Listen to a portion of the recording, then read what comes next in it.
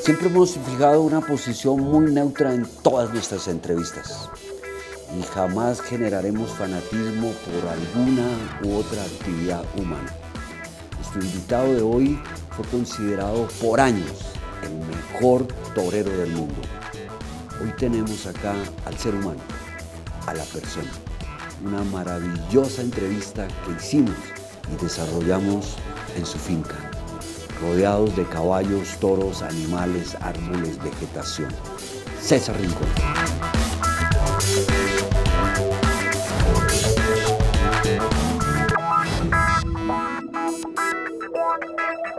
Va a ser un poco difícil explicarle a la gente cómo llegamos hoy a tu casa. La subida, la bajada, pasamos 3 riachuelos. Sí, no fue fácil. Pero Marlon, es como la vida misma, ¿no? Sí. Como la vida misma. No es un camino de rosas, también de espinas. Sí. Pues es la vida también. Sí, no. Me alegra mucho que estén ustedes aquí. Me encanta Qué bueno. y encontrar esta maravilla acá, César. ¿Te ha tocado fácil o te ha tocado difícil en esta vida? Bueno, no, mi vida ha sido muy difícil. Difícil. Muy difícil, Marlon. Pero también al mismo tiempo bonita. Yo que nací de una familia muy humilde, el saber que uno es capaz de salir para adelante y con la cantidad de cosas que me han pasado durante muchos años de mi vida, pues uno dice, qué maravilla, ¿no? Porque vivirla así también tiene algo de mística, de curioso, de hermoso, porque la verdad, el ver que uno es capaz de sobreponerse a la cantidad de adversidades que te va poniendo la vida, tiene un valor añadido muy grande. ¿Fue el camino o sigue siendo difícil el actual camino? Sigue siendo difícil Sigue. el camino, sigue siendo difícil. Porque mi traje de luces, ya hace 11 años que lo dejé colgado, que está en una vitrina, y dije yo, con 25 años de alternativa, del día 8 de diciembre del 82 que tomé la alternativa en Bogotá, 25 años después dije, hasta ahí llegué. Pero hoy día que tengo otros retos, yo sigo enamorado del toro de Lidia, que es el que me dio todo en la vida, encuentro otros retos y otros caminos bastante más complicados, difíciles también, y veo también los sueños de muchos niños trocados de cierta forma y que los veo complicados. Entonces también es otro reto, también otros caminos difíciles que se va pasando, y la vida no es fácil, ¿no? Yo creo que como todo, pero nuestra vida es más complicada seguramente que de otros. En mi caso son muchas, pero hartas. ¿Qué te quedó de niño que a esta edad sigue igualito? Los recuerdos. Los recuerdos ya nunca más se te borran. Siguen ahí, pero no son todos, ¿no? Son algunos. Algunos, Sí. pero mira, un detalle que nunca se me va a olvidar. En el parque El Salitre en Bogotá, el día 31 de octubre, el día de las brujitas, pues me acuerdo que todo era gratis, todos los aparaticos, la rueda de Chicago, todas esas cosas. Carrusel, todo. Carrusel, toda esa vaina era gratis. Y me acuerdo de niño de ir con mi mamá y mis 4 hermanos cogidos de la mano. Y habían unas filas interminables para poder entrar a cualquier atracción. Y de repente me sueltan de la mano, todos íbamos vestidos lógicamente de uno de brujita, el otro, o sea, todos estábamos disfrazados. Y me sueltan de la mano para poder pasar la otra, me solté la mano, y cuando pasé la fila, yo ya no encontré ni a mi mamá ni a mis hermanos. Yo tenía 10 años. Y eso me quedó grabado. ¿Te perdiste? Me perdí en ese parque y yo iba por un lado, iba por el otro, lloraba, Dios. Buscando a mi mamá, buscando a mis hermanos, y no los encontré, y después me tocó empezar a pedir plata, porque sabía dónde vivía, pero yo no tenía plata, y tenía que buscar que alguien me diera una platica para yo poder coger el bus para irme para el barrio Fátima, donde nosotros vivíamos. Y llegué a las 4 de la mañana, 4 o 5 de la mañana, a la casa, y no estaba ni mi mamá ni mis hermanos. ¿Te estaban buscando? Mis hermanos, todo el mundo me estaba buscando. Eso es de los días que a mí más me acuerdo con angustia, con nostalgia, y por eso decía, ¿qué me queda de la infancia? Esos recuerdos duros. Y uno dice, bueno, ¿y qué me queda de eso?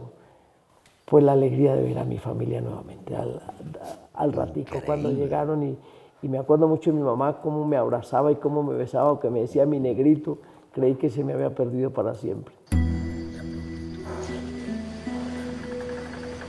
No hay una escuela para ir a decir yo quiero ir a una escuela a formarme como valiente, no existe.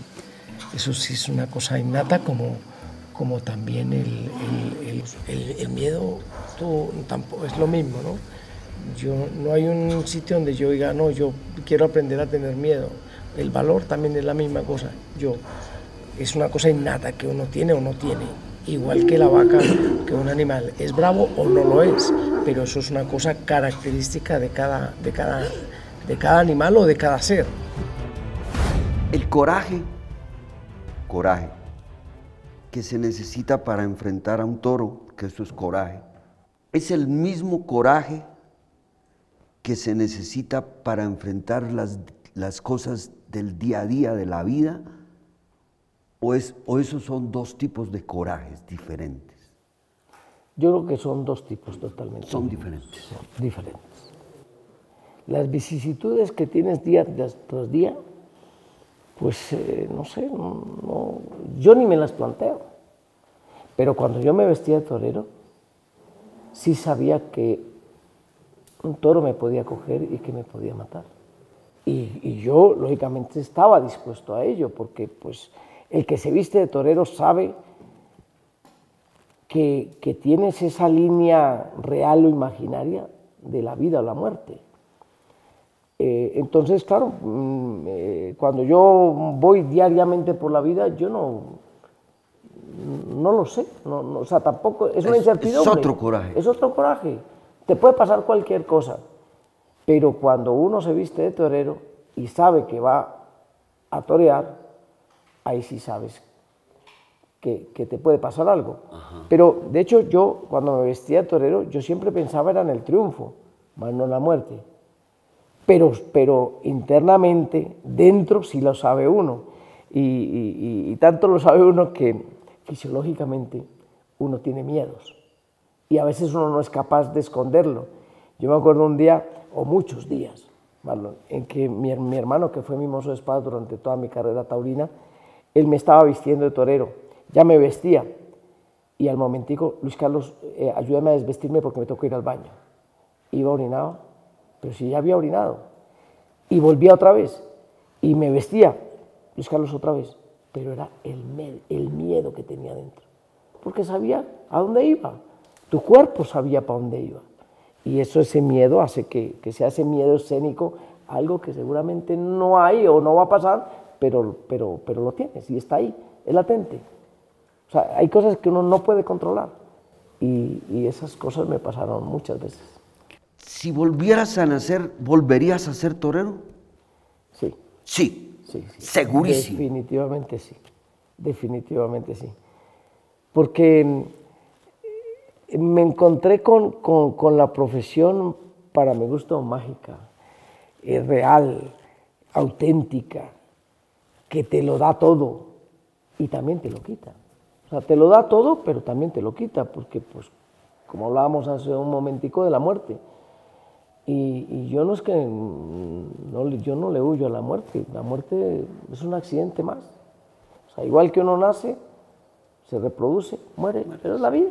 es la vida, es un accidente más de la vida. Sí. Pero sí volvería a ser torero. Me parece que un hombre se vuelve héroe en un segundo. Me acuerdo muchísimo del triunfo más importante de mi vida, que fue el día 21 de mayo del 91, salir por la Puerta Grande de Madrid. El sueño hecho realidad, porque todos los toreros, cuando nos vestimos de toreros, lo que queremos es salir triunfar. Por ahí, sí.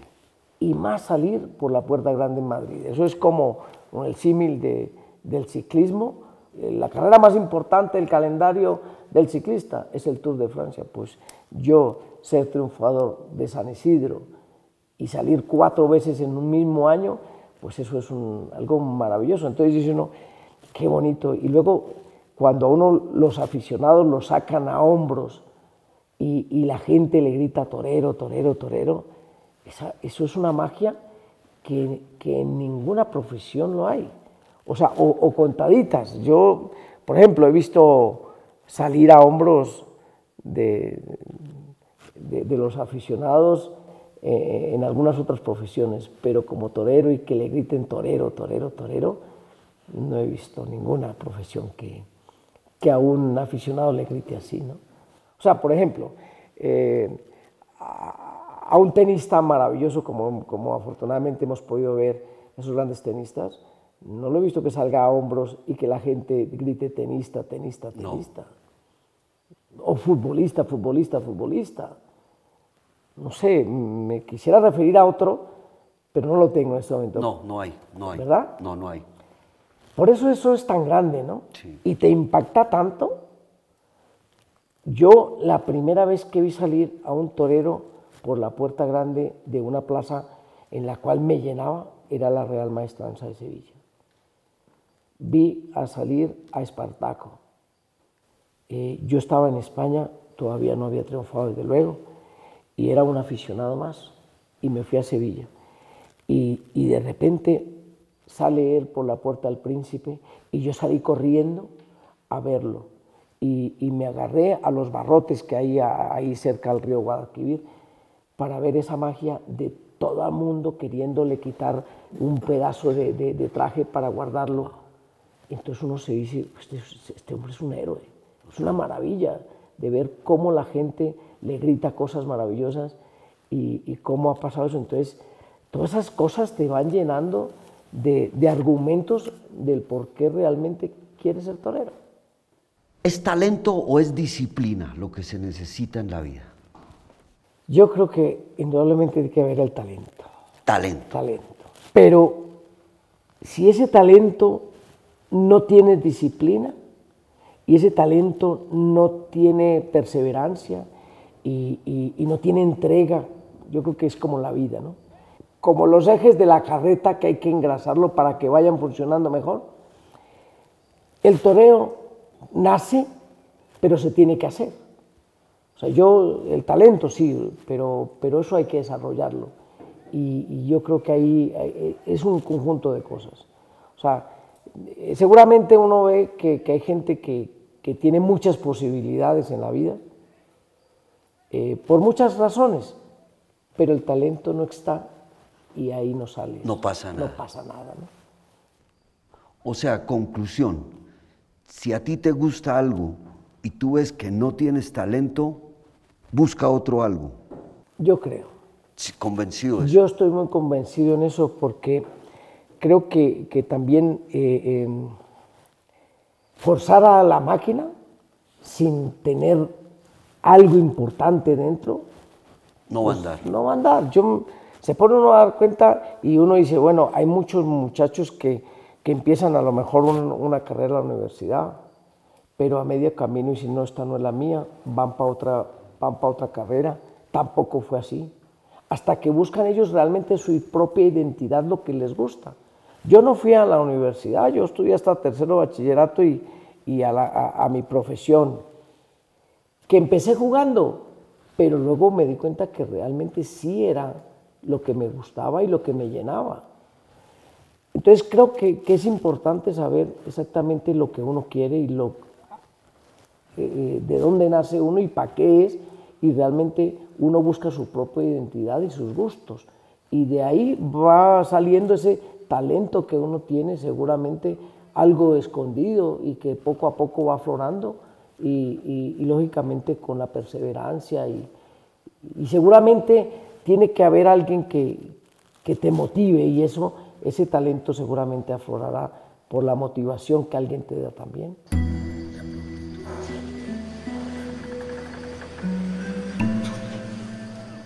Nosotros nos acercamos a ellos y ellos se van, pero cuando estás solo ya la cosa se cambia. Luego ahora vuelven otra vez ellos y cuando sale uno, donde va uno van todos. Mira, ahora van, pero ellos volverán acá porque algo no es normal. Entonces ellos vuelven otra vez de curiosos. ¿Disfrutas la naturaleza? Muchísimo, muchísimo disfruto la naturaleza. Amo la naturaleza, me encanta el ruido de los animales, me encanta el compartir con un animal mágico para mí, que es el toro de Lidia. Me encanta ver cómo es el desarrollo de ese animal, lo que me ha dejado huella imborrable, y desde luego cuando yo estoy aquí en el campo y veo la naturaleza, la variedad que contemplo, los pájaros, el ruido del agua, todo eso es un compendio de tantas y tantas cosas tan bonitas que uno es un privilegiado. Esto yo no lo sé, porque yo no he convivido con toros de lidia, pero yo sí vivo con perros. Y yo soy un convencido de que el perro está acá para enseñarnos a amar. Soy un convencido de eso. Él vino a eso. Okay. ¿Qué te ha enseñado el toro de lidia? A respetarlo. Es un animal noble. Hay animales nobles, hay animales encastados, hay animales que con la mirada te dicen muchas cosas. Hay animales muy bravos. El toro de lidia también salen mansos, ¿cómo no? Hay animales que tienen un temperamento y una agresividad en su mirada que, como decimos siempre, hay miradas que matan. Pues el toro de lidia definitivamente a veces te mira de una forma que te quiere matar. Creo que es un animal único. El toro de lidia realmente es un animal que te enseña mucho y este animal me ha dado unas enseñanzas de la vida como ningún otro, desde luego. Porque seguramente no he compartido animales como las vacas de leche, como yo crío toros cebú, pero un toro cebú no me dice nada. O sea, de cierta forma uno le ve su fenotipo, pero ese toro no me llena. Sin embargo, el toro de lidia, cuando uno lo ve en el campo, lo ve de una forma impresionante. Luego cuando lo ve en la plaza, en su actitud, en sus formas de andar, de galopar, de acudir, es algo tan bonito que hace que realmente es un animal único. O sea, por eso, de cierta forma, Marlon, cuando la gente desearía que la fiesta brava acabase, en definitiva dicen, pues qué tristeza que la gente no vea que si se acabase la tauromaquia, el toro de lidia desaparecería. Total. Y es una lástima que la gente no pueda valorar lo que es este animal. Es un animal único. Total. Y entonces como única especie, y que nosotros afortunadamente a través de la mano del ser humano somos capaces de que esa raza prevalezca. Total. Si no, ya no existiría. Y yo creo que es una pequeña contradicción o gran contradicción que tienen los animalistas, porque aunque nos llaman de todo, yo creo que somos los que más amamos la naturaleza y desde luego por encima de todo al toro de lidia. Bueno, ahora realmente el toro que más quiero es ese toro de ahí honrado. Fíjate, tiene 18, 19 años, está canoso totalmente, y es un toro que, como digo, fue indultado. Pero pues es una maravilla pensar que un toro de esos, con 19 años y cómo está de bonito, de bien tenido, pues también eso es bonito, ¿no? Uno pensar que la vida te da esas grandes satisfacciones, ¿no? De pensar que esta es la naturaleza, que hay algunos animales elegidos y que pueden volver. Y eso para mí es una gran satisfacción pensar que el toro de Lidia sí lo puede tener. A mí no me gusta la tauromaquia y tampoco me gusta la antitauromaquia. A mí no me gusta ningún tipo de fanatismo. Pero esta pregunta sí la quiero hacer. Si pudieras cambiar algo de los toros, de todo el protocolo de una corrida de toros, ¿qué cambiarías? ¿Qué cambiarías? O sea, no tan global, ¿no? Sino que la gente vive diciendo, bueno, ¿y por qué tienen que matar al toro, no? Y digo que es un sacrificio. Y si es verdad que podemos mirar cosas en las cuales se pueden hacer y desde luego que sí. No digo que no, o sea, no digo que no.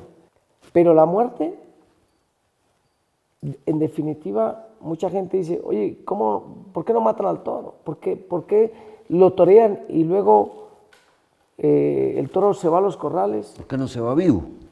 Y sí, se puede ir vivo. Mal no, pero ese toro va a morir de todas formas. Total. O sea... Y va a morir con un carnicero. Total. O sea, yo no lo mato. Bueno, digamos que no lo mato. Que el toro llega a unos bueyes y va a los corrales. Inmediatamente lo van a sacrificar. Total. Lo van a matar. Sí. Entonces, entraría en una hipocresía muy grande de la vida. Total. Es cerrar los ojos ante la muerte.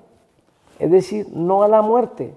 Entonces uno se pone a decir, ¿cómo es la vida de los demás animales que son sacrificados segundo a segundo para satisfacer al hombre, ¿no? Entonces, cuando uno hace ese análisis, sinceramente digo, qué maravilla que el toro muera en el ruedo. En su fiesta. En su fiesta y lo que es él, porque es el único animal que realmente tiene una recordación. No existe otro. No hay. O sea, y me gustaría que la gente se hiciera esa reflexión. ¿Qué animal de la cadena cárnica tiene recordación? Y, a ver, un pez, cuando lo cogen con el anzuelo, o esas grandes atarrayas de los grandes barcos industriales, en los cuales mueren millones de peces en ese momento. ¿Cuántos animales, corderos, pollitos, pavos, cerdos, vacas, toros, bovinos, tiene un nombre? Casi ni tiene un número. Total. Casi ni tiene un número. Tiene una trazabilidad hoy en día porque es lógico que tenga una trazabilidad para ver dónde fue criado, dónde fue sacrificado y luego dónde está expedido en esa tienda de supermercado. Pero nadie nos acordamos de qué animal era, nadie. Sin embargo, el toro de Lidia sí tiene una recordación muy grande. Total. Muy grande. Y entonces es ahí donde uno dice, a ver, ¿por qué he de cambiar alguna cosa? ¿Por qué la he de cambiar? Y yo me pongo en el mismo lugar suyo por una situación, porque hay que respetar. A mí no me gustan los veganos, no me gusta su forma y sus ideologías, pero las respeto. Total. Y yo las respeto y ya está ahí. Y yo creo que esto entra dentro de las libertades. La libertad que yo tengo, el desarrollo a mi propia personalidad, el derecho a mi libre determinación, el derecho a decidir a dónde voy, a ser quien soy y el derecho a elegir cuál es mi profesión. Nadie me puede decir es que usted tiene que ser albañil o conductor o arquitecto o ingeniero. Si yo lo que quise fue ser torero. Total. ¿Y por qué le voy a decir a usted, no, es que usted no puede, ¿por qué va a estar aquí entrevistando? No, Total. somos libres. Y como somos libres, también pienso que la vida es así, de respeto fundamentalmente, no hay otra cosa, el respeto. Y respéteme mis ideologías y mi forma de vivir y cómo no mi forma de comer. Porque yo me pongo a echar para atrás, y cómo comían nuestros antepasados. Tenían que ir a cazar, cazar con flechas, porque se tenían que alimentar. Y hoy en día quieren que nos alimentemos solamente de cosas vegetales. ¿Pero por qué? Pues, o sea, si llevamos a eso, vamos a llegar a un tema muy delicado. Esa ideología es acabar con el mundo rural. Es acabar con el muchacho que va a llevar, que ordeña la vaca, porque ya están diciendo que no se puede ordeñar la vaca. Y que lógicamente ese muchacho del campo que tiene que sacar la leche para llevarla al pueblo, ya no puede usar el caballo para llevarla, ya no va a poder el señor que está cogiendo el café y que tiene que llevarlo en los bultos y echarlo a la mula, tampoco lo puede usar. Ya no va a poder entonces el señor del campo que tiene su cerdito y que lo alimenta para luego sacrificarlo para hacer esa lechona tolimense, o el pavo relleno que nos comemos maravillosamente en diciembre, o la gallina que la tenemos que sacrificar porque es más rica en el sancocho. O el pescado. O el pescado, que nos alimentamos. Entonces, cuando uno se da cuenta de eso, ¿para qué vamos a hacer una agricultura extensiva para alimentar el ganado? O sea, si uno se hace esas reflexiones, va a haber una hecatombe en el mundo que yo no estoy dispuesto a dejarme llevar por esa ola animalista, de que es que no queremos los animales, todo lo contrario, los amamos. Y los amamos, ¿por qué? Porque también los necesitamos. Aparte de la muerte del toro, ¿cambiarías algo? Yo sí, yo cambiaría, por ejemplo, la forma de ejecutar ese primer tercio que es la suerte de varas. ¿Ese lo quitarías? No, no lo quitaría, lo cambiaría. Lo cambiaría por una mejor forma de hacerlo. El toro de Lidia es un animal combativo, combate. Y por ejemplo, el caballo, que está muy bien protegido por todo lado, que eso hubo una modificación hace muchísimos años, porque antiguamente no existía el peto, le colocaron el peto y el caballo no era tan pesado. Hoy en día el caballo es muy pesado. Entonces, cuando el toro acomete, pues a veces se estrella con una mole, un caballo grandísimo, un percherón grandísimo, y el toro tiene que saber que puede, que él puede, y entonces tiene que haber ese equilibrio entre el toro y el caballo, para que el toro pueda acometer y derribar al caballo. ¿Para qué? Pues precisamente para que el toro sienta que él también es capaz. Y en esa forma también creo que la puya, la vara con la que se mide de cierta forma el valor, que no es cierto que diga, no, es que es de la única forma que se mide la bravura del toro en el caballo, para mí no es así. Entonces, simplemente se debe de ahormar la embestida de ese toro, pero no masacrarlo al toro en ese momento, no, lo contrario. El toro tiene que tener su medida y tiene que saber ese equilibrio importante. Y yo he visto en algunos momentos que los picadores sí se exceden en ese tercio. Y ahí yo sí creo que tendría que haber una modificación. Disminuirla, porque el toro tiene que ir con más fuerza, con más ímpetu a ese tercio de banderillas y como no al tercio final. Porque si en ese tercio el toro tiene su medida, en el tercio de banderillas va a ser muchísimo más riesgoso. Total. Y de eso se trata. Total. Porque el subalterno también tiene un mayor protagonismo, porque va a jugarse mucho más, porque el toro va a tener una mayor vivacidad, y lógicamente en el torero también. El toro tiene que tener mucho más movilidad y el torero tiene que ser un torero también mucho más poderoso, porque lógicamente tiene que armar primero las embestidas de ese toro con la muleta y con todo eso tiene que crear arte, lo tiene que crear. Entonces, para mi gusto, ese es lo único que uno diría, aquí uno tendría que cambiar. Mira, ¿qué hace, no? O sea, si es pronta, si galopa, ¿qué hace? Mira, por ejemplo, esa forma de quedarse rápido en el vuelo del capote, eso es bueno. Pero, por ejemplo, ahí acabo de ver que una cosa que no me gustó es que va a media altura. La media altura es la forma de embestir que le falta bajar más la cabeza. Pero sí, lo que sí va teniendo es acometividad. La acometividad es la repetición que tiene ella en cada momento que acude. Alguna vez leí en un libro, pero tampoco tiene que ver contigo, pero leí en un libro que la mirada de los toros, el torero se la lleva. De tanto verlos, finalmente te lleva la mirada y terminas viendo como ellos. No, desde luego. Desde luego, decía antes Marlon, que hay miradas que matan. O sea, cuando el toro te mira, hay miradas que matan. Yo me acuerdo de un toro en Algeciras, en España, de la ganadería de Carlos Núñez. Ese día toreaba, la verdad no me acuerdo con quién alternaba, porque lo único que me acuerdo es de la mirada de ese toro. Y de casualidad tenía el número 13, el toro, y era un martes 13. Y yo no soy supersticioso, pero a partir de ese día la vaina me cambió.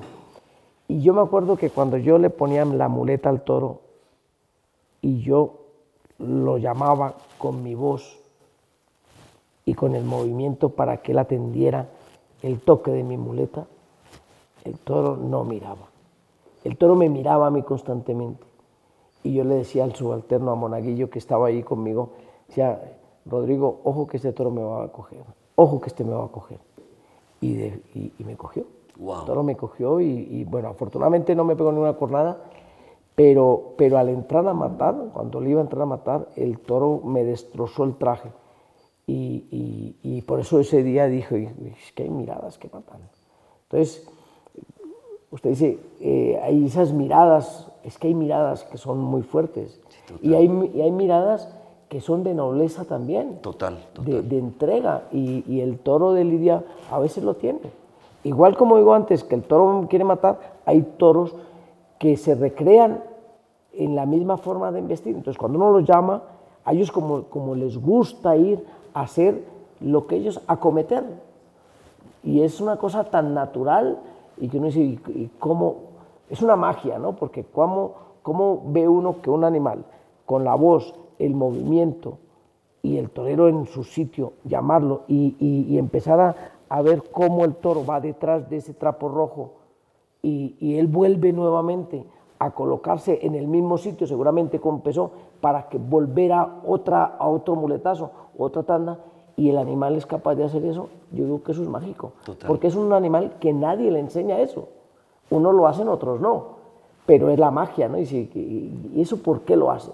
Entonces la gente dirá, no, es que le enseñan, el toro, la naturaleza es esa. Total. Es la acometividad, y unos acometen de una forma y otros de otra. Y esas miradas también las he visto, de nobleza, de bondad, de ir, yo quiero hacer lo que usted me está enseñando. Uno le enseña el camino y ese animal va y acude a ese movimiento, ¿no? Dame solo el número por encima. ¿Cuántas veces te cogió un toro? Marlon, no tengo el número. ¿Más de 100? No, muchísimas. Marlon, le diría mentiras si le digo, vea, es que tengo anotadas las cogidas que tuve. Es más, solamente tengo 3 cornadas que sí me acuerdo toda mi vida. Una, la de Palmira, el 2 de noviembre de 1990, que el toro me partió la arteria femoral y la safena, y estuve muy, muy enfermo, y gracias a los médicos, hoy día estoy aquí con usted. Después una cornada en Sevilla, al entrar a matar, que fue gravísima. Y una, que es así, nunca me olvidaré, porque cada vez que me estoy afeitando me acuerdo. Entonces, cuando hago así, me acuerdo que tengo una cornada, pero de las otras no me acuerdo. No tengo muchas, pero no me acuerdo ni dónde fueron. Esta es una curiosidad mía de escritor. Uno sale por la puerta grande de la Plaza de las Ventas de Madrid.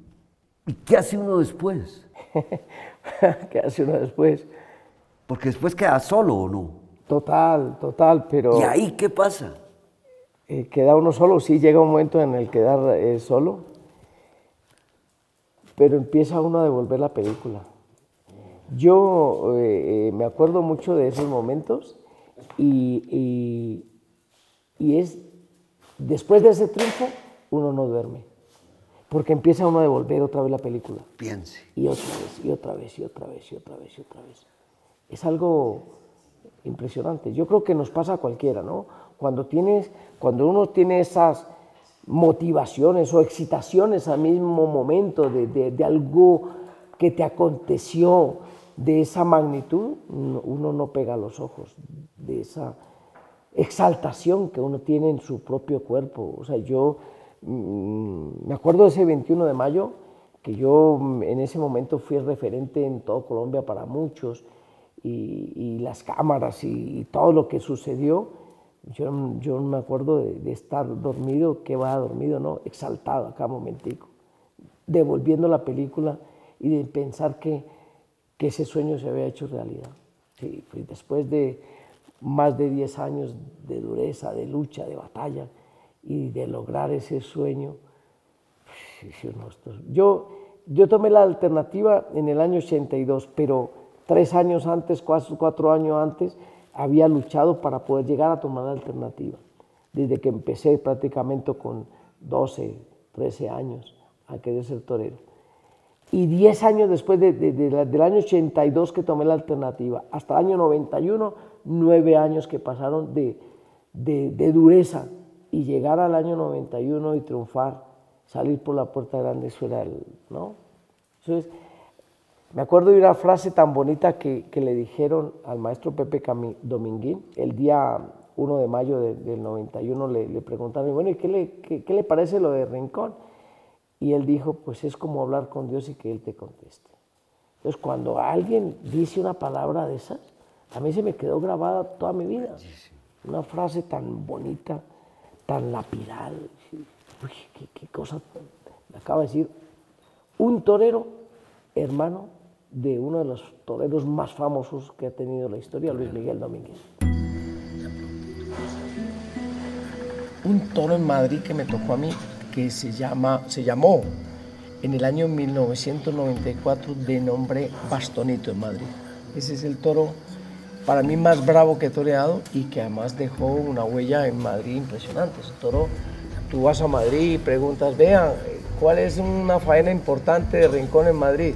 No fueron mis 4 salidas por la Puerta Grande en Madrid. La gente dice, César Rincón y Bastonito. La misma plaza, el mismo público, la misma tarde, pero no está Manolete, sino está César Rincón, y el toro es Islero. ¿Te hubiera matado? Oh, ¿qué preguntas otra vez? Dice uno, bueno, que esto es tremendo, ¿no? Pues seguramente me hubiera matado ese toro. Algún día alguien me hizo una entrevista también, Marlon, y me preguntó si a mí me hubiera gustado que si un toro me hubiera matado, si me gustaría morir, la palabra, ¿no? En el ruedo. En el ruedo. En aquel momento dije que sí,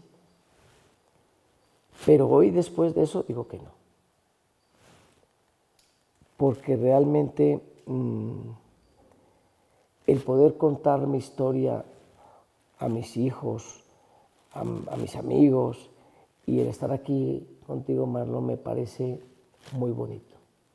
Me parece que es precioso uno poder contar la historia y no que de pronto alguien te la pueda contar por ti. Entonces, definitivamente yo no hubiese querido morir como Manolete. O sea, Islero, que se llamó el toro que mató a Manolete, yo no hubiese querido estar ese día. No hubieras querido estar ahí. Como tristemente vi morir pues no en ese instante, pero estuve ahí, a un grandísimo amigo mío que se llamó El Gillo, José Cubero El Gillo. Estuve ahí viendo cómo mi amigo, infortunadamente, le veía un ataúd vestido de torero, un vestido de un corinto y azabache, que era el traje que más le gustaba a él. Y verlo en el ataúd fue muy fuerte. Yo creo que es de los días duros que yo viví. Vi, por ejemplo, a Paquirri un año anterior, que había muerto. A Paquirri, que lo mató un toro en Pozo Blanco. Al año siguiente, al Gillo. Pero me unía una amistad grande con el Gillo, porque ese muchacho que estuvo aquí en Colombia toreando me echó una mano muy bonita y prácticamente cuando yo estuve en España me llevaba al campo y toreé con él en España y me parecía un muchacho y murió muy joven también. Entonces, ese impacto es duro y lo tienes que asimilar, pero lógicamente tampoco hubiese querido estar en la plaza de toros de Colmenar Viejo. O sea, no quiero estar en su pellejo, desde luego. Esta misma pregunta se la hice a Finito de Córdoba y él me dijo, sí, me hubiera matado. He visto el video muchas veces, me lo he repetido muchas veces y yo hubiera hecho lo mismo. Seguramente Finito vio mucho, yo no he visto esa cogida muchas veces. Realmente ver mis cogidas nunca me ha gustado, ver las cogidas de los otros toreros no me gusta, me parecen muy duras. Vi por accidente, por ejemplo, una cogida de Julio Aparicio en Madrid, que fue muy fuerte, muy dura. La pasaron en muchísimos escenarios y yo solamente la vi un día por accidente y ya no más. O sea, hay cosas que uno... Yo creo que me pasa como yo voy al cine y voy a divertirme, a pasarla bien. Yo soy incapaz de ir a ver al cine una película de terror. Yo para ir a sufrir no. Sí, yo tampoco. No, yo no. Entonces, yo ver esa acogida de Manolete como hizo Finito, Juan Serrano, Finito Córdoba, que además le quiero mucho y le admiro mucho por su forma de torear, no soy capaz. ¿Será miedo? No lo sé, pero no soy capaz. Dos personas que te hubiera gustado conocer en esta vida y no las conociste. Me hubiera gustado conocer a Manolete. Manolete. Sí. Creo que fue un hombre, cuando uno empieza a leer su historia y cómo fue, su personalidad, lo que él hizo, cómo se vestía, cómo andaba por el mundo, de esas cosas que uno dice, si yo hoy existiera, le vería caminar por la calle y me pararía para mirarlo solamente, de la admiración que le tengo a él, de la forma como estoy. Yo creo que ese para mí ha sido uno de los toreros más grandes de la historia, pero sobre todo porque yo no lo viví, pero está ahí en los libros, en las hemerotecas, está ahí eso a uno viéndolo y estando. Me hubiera encantado, digamos que en esta época si me dijeran, Marlon, me hubiera gustado nacer unos cuantos años para atrás para vivir ese momento mágico de la tauromaquia. Uno, Manolete. Otro. ¿Sabes una cosa? Yo aunque lo vi, pero me hubiera gustado aprender de él, de un hombre, de un boxeador estadounidense, Muhammad Ali. Creo que el toreo se asimila de cierta forma a los boxeadores de cierta forma, ¿no? Sí. De cómo se hacen, del sacrificio, de lo que tienen que pasar, de lo que tienen que superar. Y de cierta forma yo me podría inspirar en ellos también para poder llegar a las metas que uno se va trazando.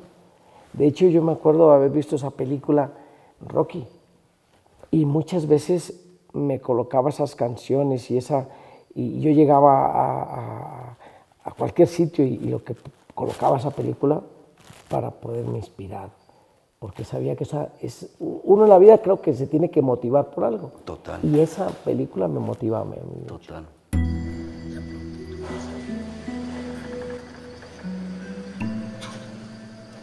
Si la madre se llama Barca, el toro se llamará Barquito, pero si entra una vaca, una hija, puede ser Balsera, puede ser Cayuco, puede ser Barcaza, y todas las familias van relacionadas en ese sentido con lo que son los barcos, la navegación. Pues, por ejemplo, hay unas familias que yo tengo, Chibcha, Negrita, Muisca, y todas van relacionadas con esas familias indígenas, porque la primera madre se llamó India, y a partir de ahí, de esa India, empecé a sacar muchas familias, y cuando tienen muchos nombres es una gran familia. ¿Cuál es la enseñanza que más inculcas en tus hijos?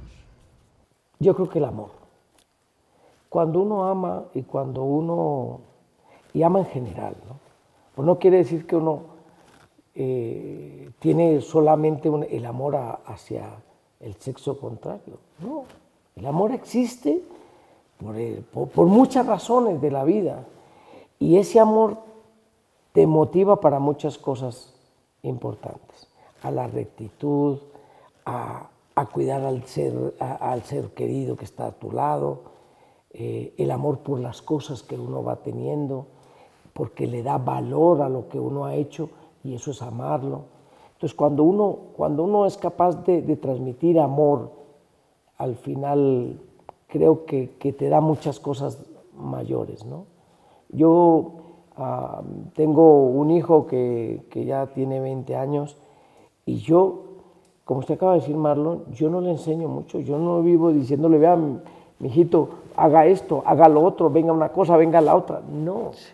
Yo creo que hay cosas en la vida que uno también tiene que aprender a base de los demás, porque yo creo que yo sobre todo aprendí a vivir en la universidad de la vida, y no he tenido grandes maestros, sino mi vida ha sido mi maestra, digámoslo así, y la cual de uno he cogido una cosita y del otro otra, y me ha enseñado la vida eso. Entonces yo digo, yo creo que lo más importante en la vida es amar. Pues también dice uno, pues le doy respeto a la otra persona, le doy cariño, le doy amor, la valoro, pues yo creo que es un gran principio. Yo doy gracias todos los días de mi vida, doy gracias. Doy gracias toda la vida a Dios, al universo, a la vida, todos los días, pero lo hago en vivo, o sea, frente al espejo. ¿Tú lo haces? ¿Lo hacías? ¿Ahora lo haces menos? Ahora lo hago menos. Y me preguntarás por qué. Bueno, lo hago menos porque realmente cuando yo toreaba me tenía que encomendar a alguien. Y yo siendo creyente, y soy creyente, más se aferra a uno cuando uno sabe que algo te va a pasar o que te puede pasar. Entonces yo sí me aferraba mucho, yo tenía un altar prácticamente, y ahora no es que me haya despegado, no, pero siento que ya no tengo ese